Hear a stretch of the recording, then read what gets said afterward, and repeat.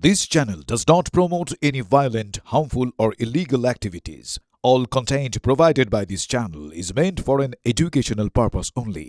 শুরুতেই আন্দোলনে নিয়ে যাবো আপনাদের তার কারণ সেখানে আবাসনে এমন আগুন বিধ্বংসী সেই আগুন আর সেই আগুনেই মৃত্যু হয়েছে এক মহিলার ঝলসে মৃত্যু হয়েছে ৭২ বছর বয়সী মহিলার ছবি দেখাচ্ছি আপনাদের যখন আগুন জ্বলছিল সেই সময়কার ছবি নিয়ারেস্ট মেডিকেল হসপিটালে আমরা তাকে শিফট করে দিয়েছি। আর ইনিশিয়ালি যখন আমরা এসে আমাদের ফার্স্ট টার্নআউট যখন এখানে এসে পৌঁছয় তখন আমরা ১২ জনকে রেস্কিউ করেছি। বিল্ডিংয়ে আদার্স জায়গা যারা আটকে ছিল ধোঁয়ার জন্য সিঁড়িটা তারা ব্যবহার করতে পারছিল না, একটাই সিঁড়ি আছে দেখেছেন। আমরা ওয়াটার স্প্রিঙ্কল করে তাদের ধোঁয়াটাকে খানিকটা ডাইলুট ইন্টেন্সিটিটা কমিয়ে দিয়ে তাদেরকে আমরা নামিয়ে এনেছি নিচে এবং পুরো বিল্ডিংটাই গ্র্যাজুয়ালি আমরা ইভ্যাকুয়েট করে দিয়েছি। আমরা ১২ জনকে আমরা নামিয়েছি। গোপা মুখার্জি একটা রুমের বেডরুমের ভেতর, ওনার যে ফ্ল্যাট সেকেন্ড ফ্লোরে, সেই সেকেন্ড ফ্লোরের বেডরুমের ভেতরে উনি ছিলেন। সেক্ষেত্রে আপনারা কিভাবে ওনাকে না বলেন বা গিয়ে কি দেখলেন? আমাদের যারা টিম ফার্স্ট দেখেছে তারা দেখেছে যে উনি খাটে শুয়ে আছেন, দরজাটা ভেতর থেকে বন্ধ ছিল, দরজাটা আমাদের লোকেরাই ভেঙে ফেলেছে ডোর ব্রেকার দিয়ে, কারণ আগুনটা ওখানেও যাচ্ছিল। তো ওনাকে আনকনসাস স্টেটে আমরা দেখতে পেয়েছি। হাসপাতাল পাঠিয়েছেন। আচ্ছা, এমনি আপনাদের ফায়ারের যে এসওপি আছে, এসওপি কিছু মেইনটেনেন্স ছিল? সেটা এই মুহূর্তে এটা আমরা দেখতে পাচ্ছি। চোখে কিছু পড়েছে? না, এই মুহূর্তে আমাদের চোখে সেরকম কিছু পড়েনি। আর কি ল্যাকুনা আছে, কি পেপার আছে সেটাও আমাদের এখনো পর্যন্ত আমরা কিছু দেখতে পাচ্ছি। থেকে শুরু করে রিজার্ভার কি থেকে প্রাথমিকভাবে আপনারা তো দেখে ফরেনসিক হবে বুঝতে পারছি, কিন্তু এমনি প্রাথমিকভাবে আপনাদের দেখে ইনিশিয়ালি কি মনে হলো? সেটা বুঝতে পারছি না আমরা। ইনিশিয়ালি কিছু বলতে পারবো না এইভাবে। ফার্স্ট সোর্স কি ছিল আগুনের? সেটা বলতে পারবো না। সেটা তো অ্যাকচুয়াল সোর্স ছিল আমাদের আলমপুর ফায়ার স্টেশনে সম্ভবত। না, সিলিন্ডার বাইরে ছিল, দুটো ইনট্যাক্ট সিলিন্ডার আমরা পেয়েছি, কোনো সিলিন্ডার ব্লাস্ট করেনি। এসি থেকেও কিছু হয়নি, এসিও ইনট্যাক্ট আছে। দুটো রুমে দুটো এসি আছে, স্প্লিট এসি আছে, আপনারা গেলেও দেখতে পাবেন। কতলা থেকে ছড়ালো? সুব্রত আমাদের প্রতিনিধি আমাদের সঙ্গে রয়েছেন। সুব্রত, এই মুহূর্তে পরিস্থিতি কি? আগুন কি সম্পূর্ণরূপে নিয়ন্ত্রণে? কিভাবে আগুন লাগলো কিছু জানতে পারলে?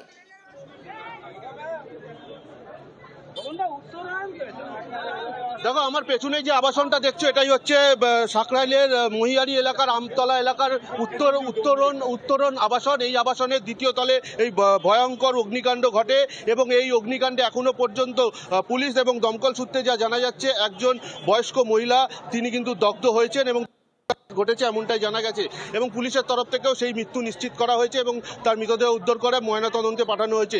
এলাকার প্রচুর মানুষ তারা এখানে রয়েছে। দুপুরবেলা ভর দুপুরে এই অগ্নিকাণ্ড ঘটে এবং এলাকার মানুষ কালো ধোঁয়া দেখতে পায়, পুরো এলাকা ছেয়ে যায় এবং তৎক্ষণাৎ দমকলকে খবর দিলে একে একে দমকলের 7টি ইঞ্জিন ঘটনাস্থলে আসে এবং দ্রুততার সঙ্গে তারা আগুন নিয়ন্ত্রণে আনার চেষ্টা করে। কিন্তু আগুনের ক্ষিপ্রতা এতটাই বেশি ছিল যে দ্বিতীয় তল থেকে তৃতীয় তল তাও কিন্তু উত্তপ্ত হয়ে গিয়েছিল এবং সমস্ত যে অ্যাপার্টমেন্ট সেকেন্ড ফ্লোরের তা কিন্তু একেবারে ভস্মীভূত হয়ে গিয়েছে এবং দমকল কর্মীরা তৎপরতার সঙ্গে ওই আবাসনে সেই সময় থাকা একজন গৃহবধূ এবং তার সন্তানকে উদ্ধার করতে পেরেছে এবং পাজা কোলে করে সেই ধোঁয়াযুক্ত অঞ্চল থেকে এবং আগুনের গ্রাস থেকে তাদেরকে উদ্ধার করে নিয়ে আসে এবং তাদের যে মা অর্থাৎ বয়স্ক মা গোপা মুখার্জি তিনি কিন্তু সেখানে আটকে পড়েছিলেন এমনটাই জানা যাচ্ছে।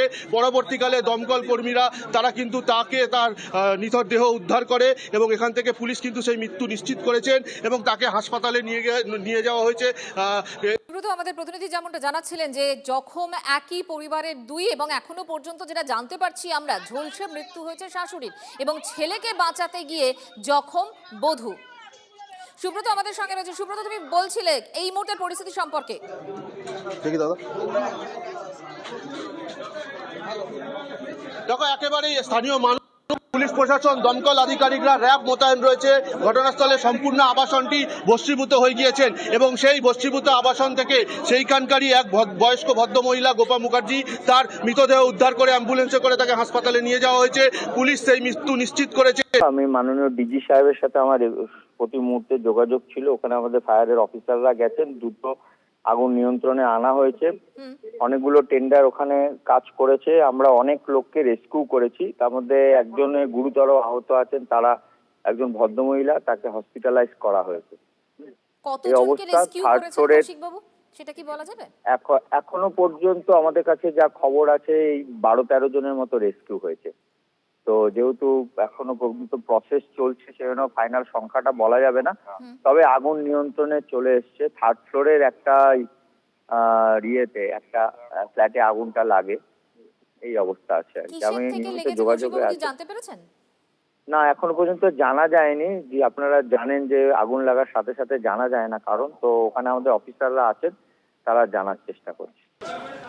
দেখো এই যে জায়গায় তোমাকে আমি একেবারে ঘটনাস্থল সেটা আমি মূলত যাওয়ার চেষ্টা করছি, যে এই যে দেখো এই যে লিফট ছিল, সেই লিফট একেবারে বন্ধ হয়ে গেছিলো, যেহেতু প্রথমেই বিদ্যুৎ বিচ্ছিন্ন হয়ে গেছিলো।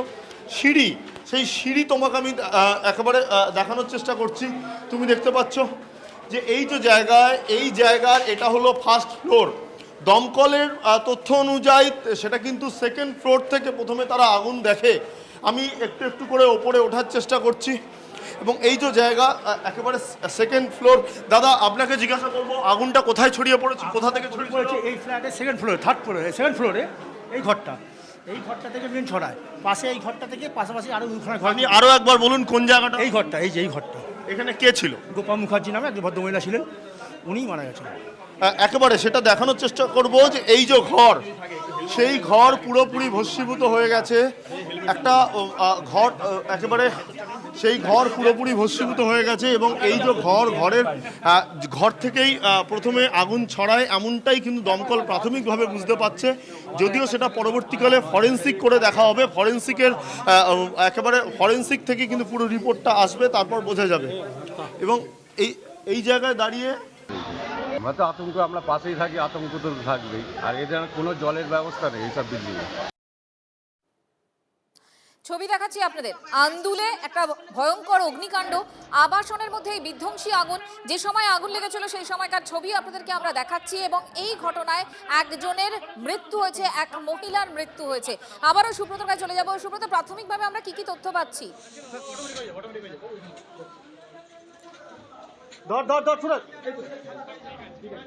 দেখো এই মুহূর্তে আমি সেই বিধ্বংসী অগ্নিকাণ্ড যেই আবাসনে ঘটেছিল সেই ফ্ল্যাটের মধ্যে রয়েছি। এখনো পর্যন্ত দমকল কর্মীরা উত্তাপ রয়েছে, ধোঁয়া বেরোচ্ছে, পকেট ফায়ার ছোট ছোট রয়েছে এবং তা কিন্তু দেখে নিচ্ছে কোথাও কোনো আরো আগুন রয়েছে কিনা। তবে এই যে আবাসনের চিত্র তোমাকে আমি দেখাচ্ছি একেবারে ভস্মীভূত হয়ে গিয়েছে এবং এই ঘর থেকে আমার সামনে যে ঘর, এই মুহূর্তে দমকল কর্মীরা রয়েছে, কেউ আরো আছেন কিনা তা দেখার জন্য।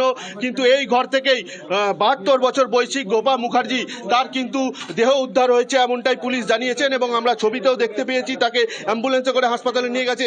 পাশাপাশি এইটাই একটা বেডরুম, এটাও কিন্তু একেবারে ভস্মীভূত হয়ে গিয়েছে। এই হচ্ছে খাট, পুরো ঘরে ফল সিলিং সবকিছুই একেবারে ভস্মীভূত হয়ে গিয়েছে। ফলে কিচ্ছু আর অবশিষ্ট নেই। এত বড় আবাসনে অগ্নি নির্বাপন ব্যবস্থা ছিল কিনা সে বিষয়টা যেমন প্রশ্ন তুলে দিচ্ছে, পাশাপাশি অগ্নি নিরাপত্তা। রান্নাঘর থেকে আগুন লেগেছে, মানে সিলিন্ডার ফেটে এই ধরনের কিছু বুঝতে পারলে, মানে প্রাথমিকভাবে কি বোঝা যাচ্ছে? ভাই একটু লাইটটা নিয়ে ভাই রান্নাঘরে। দেখো আমি তোমাকে রান্নাঘরের ছবিটা দেখাবো।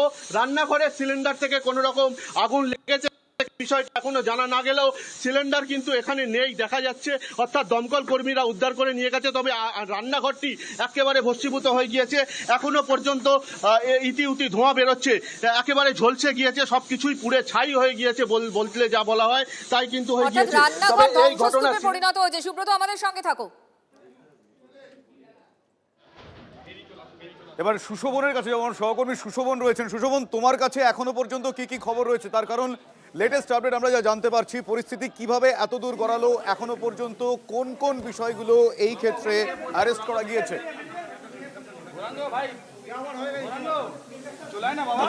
তোমাকে দেখানোর চেষ্টা করব। একদিকে যেমন আমার সহকর্মী সুব্রত যেই জায়গাটা দেখালো, ঠিক তার পাশে আরেকটি জায়গা আমি দেখানোর চেষ্টা করব যে এই যে ওপরের যে অংশ, সেই ওপরের অংশটা বর্তমানে কি অবস্থা। অর্থাৎ আগুন এখান থেকেই প্রথমে ছড়ায় এবং এই আগুনের তাপে কিন্তু পুরো জায়গাটা একেবারে বলা যায় যে নষ্ট হয়ে গেছে। এবং এইখানে কিন্তু যে ফায়ারের যে বিভিন্ন যে জিনিসপত্র সেগুলো কিন্তু ছিল এবং তোমাকে দেখাবো যে ফায়ারের যে জিনিসপত্র সেগুলো ছিল এবং তার সঙ্গে কিন্তু দমকল কর্মীরা যে কথা বলছিল যে অত্যন্ত সংকীর্ণ রাস্তা, সেক্ষেত্রে তাদের কিছুটা অসুবিধা হয়েছে। আর এই জায়গায় তোমাকে দেখানোর চেষ্টা করব। তুমি দেখতে পাচ্ছ যে এই হলো ঘটনাস্থল বা এই যে ঘর, এই ঘরের বিভিন্ন জায়গায় মূলত একেবারে ভাঙা অংশ দেখতে পাচ্ছ। অর্থাৎ যারা এখানে ছিল তারা দ্রুততার সঙ্গে উদ্ধার করার কাজে নামায় এবং সেইখানেই কিন্তু যারা ছিলেন তাদের কিন্তু বার করতে এখান থেকে সক্ষম হয়।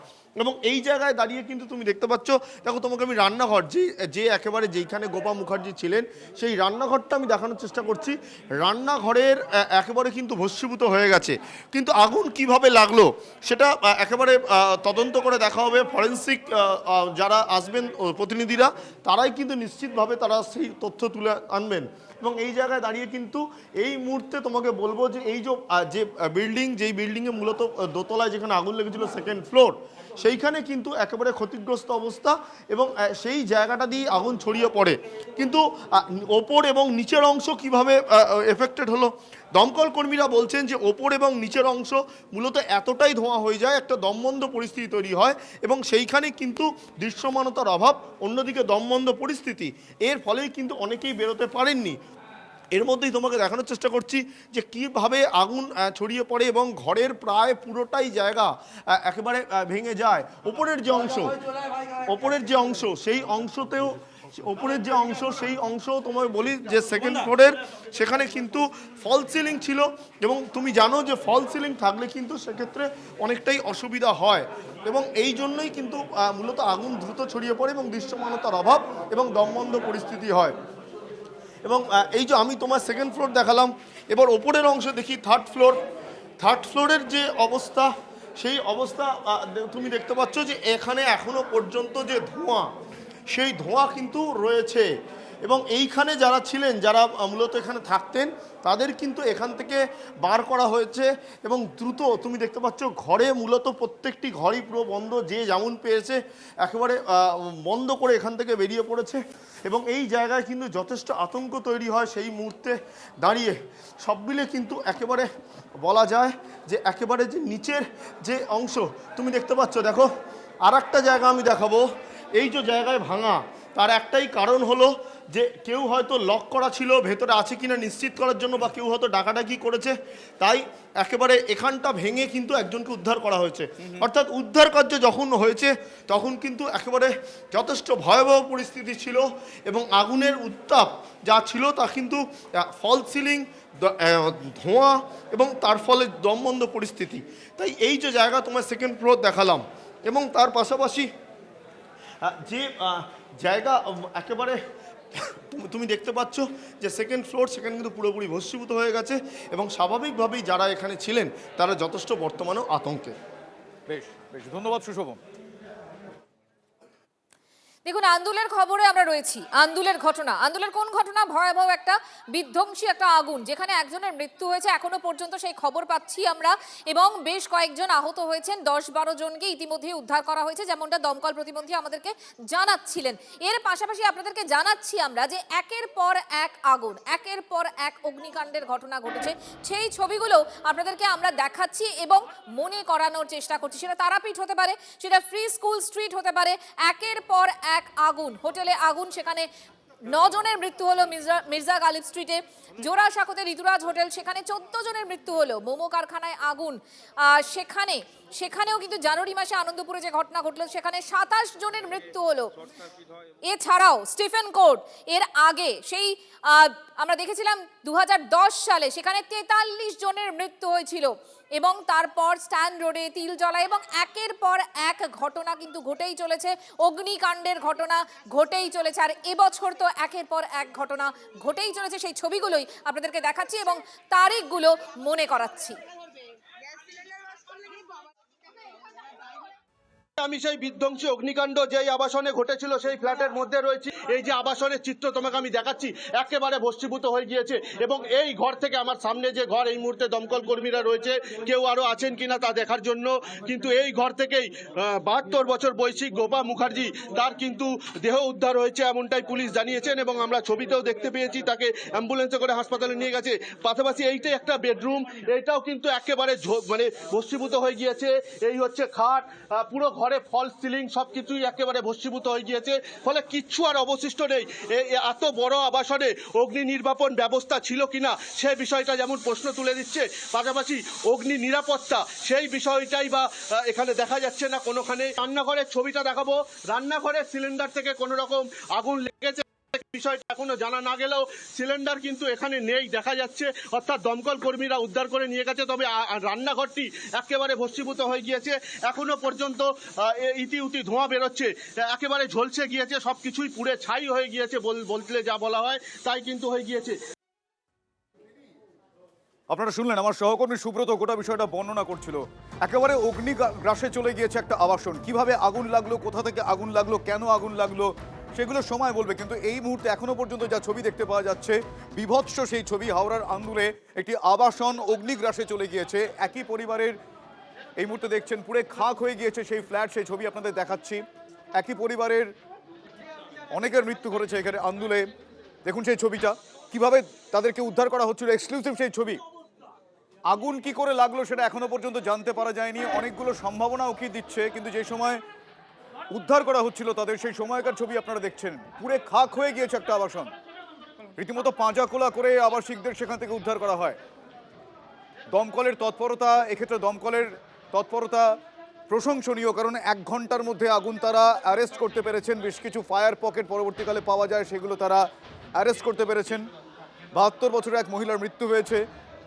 একই পরিবারের পুত্রবধূ তিনি জখম হয়েছেন, একটি শিশু সেও জখম হয়েছে। আবারও এই অগ্নিকাণ্ডের ঘটনা অনেকগুলো প্রশ্ন সামনে আনছে, যে বেশ কিছু ক্ষেত্রে ফায়ার সেফটি কোথায়, ফায়ার সেফটি বারবার প্রশ্নের মুখে পড়ছে। এই ঘটনা আরও একবার সে প্রশ্ন প্রকট করলো।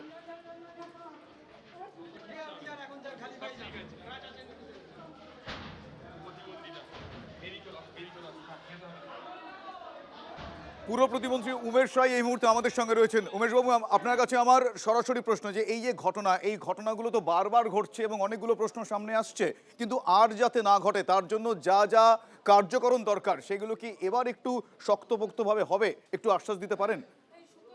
এই কদিন আগে মাননীয় মুখ্যমন্ত্রীর নেতৃত্বে আমরা একটা মিটিং করেছিলাম, যেখানে Howrah municipal corporation, Kolkata municipal corporation, দমকল বিভাগ আর সবাইকে নিয়ে আমরা বসেছিলাম। সেদিন আমরা ঠিক করেছি যে যত এই ঘটনা হয়েছে সেখানে আর যত ঘন আবাদি আছে, সেখানে যত কমার্শিয়াল বিল্ডিং আছে, যেখানে হোটেল চলে, লজ চলে বা ইন্ডাস্ট্রিয়াল কাজ চলে, সেখানে আমরা ফায়ার ডিপার্টমেন্ট থেকে আর লোকাল ইউএলবি কে আমরা পাঠাচ্ছি। তারা গিয়ে ওখানে, এই জাস্ট আমার কাছে 2 জন লোক এসেছিলেন যাদের ওখানে গিয়ে ফায়ার ডিপার্টমেন্ট ইনকোয়ারি করেছে, যাদের ওর মধ্যে যা কমি আছে তাদেরকে চিহ্নিত করে দিয়েছে, বলেছে যে এলাকাকে ইভ্যাকুয়েট করুন। তার সঙ্গে সঙ্গে অনেক ধরনের গাইডলাইন দিচ্ছে। এই কাজটা প্রপার ওয়েতে চলছে, দ্রুত গতিতে। যেহেতু এতদিনের একটা সমস্যা, হঠাৎ করে একটা সরকার এসে সব জায়গায় ফায়ার ইকুইপমেন্ট লাগিয়ে দেবে, সবাইকে ঠিক করে দেবে, এ তো সহজ নেই। আমরা অ্যাওয়ারনেস ক্যাম্প চালাচ্ছি, আমাদের পুরো টিম, পুলিশ, ফায়ার আর ইউএলবি, নগর নিগম, নগর নিকায়, এরা গিয়ে সব জায়গায় ইন্সপেকশন করছে, তাদেরকে ব্যবস্থা বলে দিচ্ছে। তাদেরকে যেখানে খুব খারাপ কন্ডিশন সেখানে আমরা সিজ করার জন্যও বলে দিয়েছি। এই মেদিনীপুরে আমরা একটা বড় ভি মার্টের আউটলেট আমরা সিজ করেছি। তো এই কাজগুলো চলছে। আমরা মানুষের কাছেও সহযোগিতার কামনা করছি, যাতে তারা একটু সহযোগিতা করুক, যাতে আগামী দিন দেখবেন অনেক জায়গা পুরনো এসি মেশিন আছে, সেগুলো অনেক জায়গা ব্লাস্ট করছে, লাগিয়ে দিয়েছেন বাড়ির বাইরে, শোরুমের বাইরে এসি মেশিন, তার দেখার লোক নেই। যখন মেশিন খারাপ হচ্ছে তখন সারাতে যাচ্ছে। এই সব বিষয়গুলো বিল্ডিং অডিট তাহলে কি হবে? কারণ এক্ষেত্রে খুব জরুরি। 100% হচ্ছে। কলকাতায় আমরা 706টা বিল্ডিং অডিট করেছি, তার মধ্যে ধীরে ধীরে করে আমরা ওখানে ক্লিয়ারেন্স দিয়েছি। 27খানা বিল্ডিং ভেঙে দেওয়ার অর্ডার করেছি। আরো যে বিল্ডিং গুলো আছে সেটা নগর নিগম সেগুলো দেখছে, যাদের হাই রাইজ আছে তাদের 2টা সিঁড়ি আছে কিনা, তাদের বিল্ডিং এ ফায়ার ইকুইপমেন্ট আছে কিনা, এই সমস্ত বিষয় লাগাতার নন স্টপ চলছে। কিছুদিন লাগবে এই ব্যবস্থার, মানুষও অভ্যাস নেই, টাকা দিয়ে এতদিন কাজ করেছে, টাকা দিয়ে ফায়ার লাইসেন্স নেই, টাকা দিয়ে ইলিগাল কনস্ট্রাকশন করেছে, যে বিল্ডিং এ ফায়ারের গাড়ি যাওয়ার জায়গা নেই সেখানে 8 তলা 7 তলা বাড়ি করেছে। এই সমস্ত বিষয় আমরা খুব সিরিয়াসলি দেখছি। আগামী দিন যাতে এই ধরনের ঘটনা না হোক তার জন্য মানুষকেও আমরা সচেত থাকার জন্য বলছি, ডিপার্টমেন্টও সচেত আছে। অনেক ধন্যবাদ উমেশ বাবু আপনার এই আশ্বাসের জন্য। Thank you so much. দীর্ঘদিন ধরে পশ্চিমবঙ্গে আবাসন হোক বা ফ্যাক্টরি হোক বা হোটেল হোক, সেক্ষেত্রে যে অগ্নি নির্বাপক ব্যবস্থা বা যেটা এনওসির জন্য প্রয়োজন হয়, সেই অগ্নি নির্বাপক ব্যবস্থা কিন্তু নিয়ম অনুসারে অনেক জায়গাতেই সেগুলোকে ইনস্টল করা হয়নি। তার ফলে এই ধরনের দুর্ঘটনা ঘটছে। বিশেষ করে পুরনো কলকাতার অঞ্চলগুলো অনেক জায়গাতেই যৌতুকগৃহ হয়ে গেছে। আমাদের কাছে সমস্যা হচ্ছে আমরা শ্যাম রাখি না কুল রাখবো। আমরা হোটেল বন্ধ করে দিলে হোটেল অ্যাসোসিয়েশন আমাদেরকে বলছে যে আমাদের পেটে লাথি মারছেন আপনারা। আবার এই ধরনের দুর্ঘটনা ঘটছে। অতএব আমাদেরকে অনেক চিন্তাভাবনা করে পদক্ষেপ নিতে হচ্ছে। একদিকে যেন মানুষের জীবনহানি না হয় সেটাও যেমন সরকারকে ভাবতে হচ্ছে, আবার কারো আবাসন নিয়ম মেনে হয়নি বলে আপনি যদি আবাসন ভেঙে দেন, তাহলে পরে বা সেই আবাসনকে যদি বন্ধ করে দেন, তাহলে সেখানকার সাধারণ মানুষ তারা ক্ষতিগ্রস্ত হবে। এই সমস্ত বিষয়ে চিন্তাভাবনা করে আমাদের সরকার পদ্ধতিগতভাবে এগোনোর চেষ্টা করছে, যার মধ্য দিয়ে কম ক্ষতির দ্বারা মানুষকে সুরক্ষিত করা যায়।